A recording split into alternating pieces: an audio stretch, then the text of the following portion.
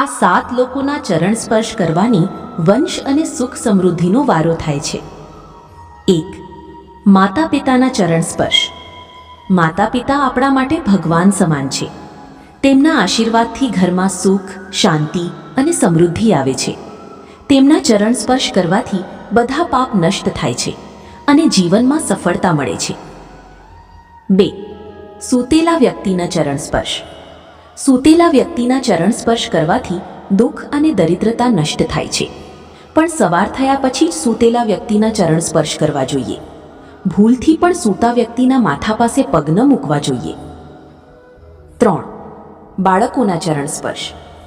જે વ્યક્તિ સવારના ઉઠીને સૌપ્રથમ બાળકોના ચરણ સ્પર્શ કરે છે તેનું ભાગ્ય ઉજાગર થાય છે. બાળકોના આશીર્વાદથી ઘરમાં હર્ષ અને આનંદ રહે છે અને જીવનમાં નવા નવા અવસર મળે છે. 4. સંતો અને પવિત્ર સ્થાનોના ચરણ સ્પર્શ. સંતો, સાધુ સાધ્વી અથવા ગુરુજનોના ચરણ સ્પર્શ કરવાથી મન શુદ્ધ થાય છે અને જીવનમાં સકારાત્મક ઉર્જાનો પ્રવાહ વધે છે.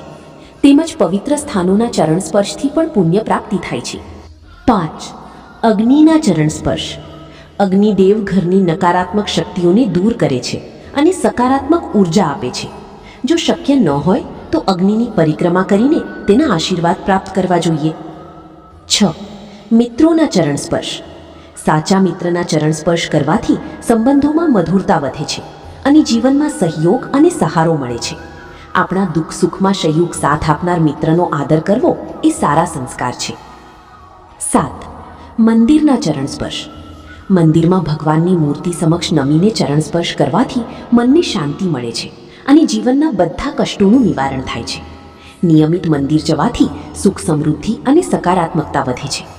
ચરણ સ્પર્શ એ માત્ર એક પરંપરા નથી, એ પ્રેમ, આદર અને સંસ્કારની ઓળખ છે.